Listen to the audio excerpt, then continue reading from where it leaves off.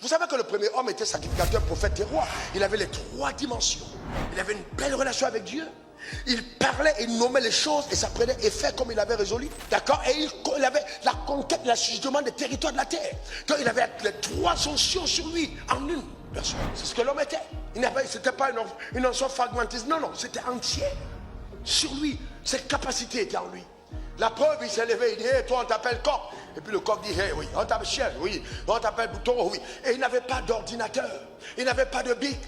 Vous voyez des gens, quelqu'un qui a 28 ans, 25 ans, 17 ans, incapable de mémoriser un verset biblique. C'est dramatique. Et tu as besoin de prendre des supports pour pouvoir alimenter ton intelligence. Ce n'est pas, c'est méconnaître qui tu es. Et nous prenons le repas d'alliance à l'église comme si nous sommes en train d'accomplir un rituel.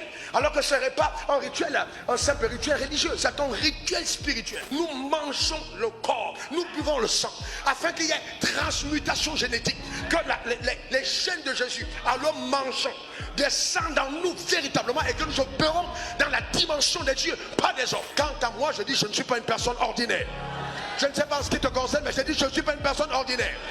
Je ne suis pas une personne ordinaire. Donne-moi ton meilleur amen. Et je n'ai pas pour référent les échecs. Ceux qui ont échoué ne font pas partie de mes études. Ce ne sont pas mes référents. Je vais étudier ceux qui ont réussi. Dans l'église, on dit oui, mais toi aussi, tu as tel frère et telle soeur. Je ne veux pas regarder à tel frère et telle soeur. Mon modèle, c'est Christ. D'abord, tu étais what pour accomplir une mission. Quand l'homme arrive sur terre, à quel moment l'homme a prié pour dire, oh Seigneur, s'il te plaît, donne-moi à manger? Non. Généralement, les gens qui se préoccupent de ce pourquoi ils mangeront n'ont pas conscience de leur destinée. Il n'a pas prié pour dire, papa, j'ai faim. Non. Dieu lui dit, quand il est béni, il dit, voici, je te donne toute terre, bébé, portant la nourriture, car tu peux la terre, ce sera ta nourriture. Donc, en quelque sorte, la bénédiction te précède toujours sur le territoire de ton action. Je reprends, la bénédiction te précède toujours sur le territoire de ton action. Là où Dieu t'appelle, il y a toujours une bénédiction pour toi à cet endroit. Tu n'as pas besoin de délocaliser, de dire il faut que je voyage, il faut que j'aille en Europe.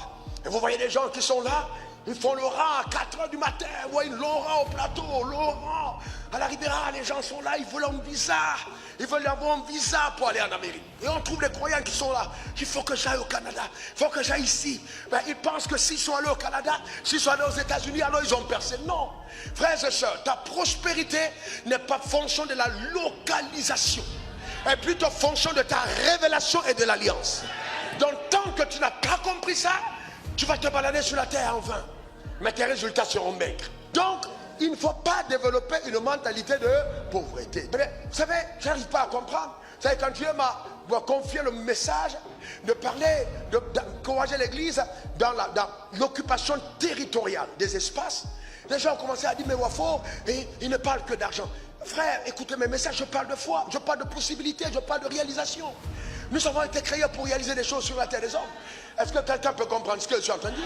C'est très important. Vous savez, on n'a jamais récompensé quelqu'un par la pauvreté. On n'a jamais dit, ouais, tu es tellement pauvre, reçois la médaille de la pauvreté. Jamais. Vous n'êtes jamais honoré d'être pauvre. Où? Je n'ai jamais honoré d'être pauvre. Je vous dis la vérité. Si Elon Musk arrive ici, il va voir le président, il verra le président. On va s'arranger. On va s'arranger. Il va voir le président. Vous savez, on ne va jamais honorer un homme d'être pauvre. Et Dieu n'a jamais récompensé un homme par la pauvreté. Non, non. Il dit, si vous êtes docile et obéissant, je vous donnerai les meilleures productions du pays. En d'autres termes, lui-même dit que la richesse et la gloire sont la conséquence de l'obéissance. La conséquence de l'obéissance. Jean 10, je suis venu afin que les brebis aient et qu'elles soient dans. Mais c'est écrit. Donc si la vie est venue pour que tu sois dans l'abondance, ce qui donne de façon crédible l'authenticité de la présence de la vie est l'abondance dans la vie. Alors ça veut dire clairement que dans le concept initial, quand Dieu a amené l'homme sur terre, le concept initial n'est pas ce que nous voyons aujourd'hui.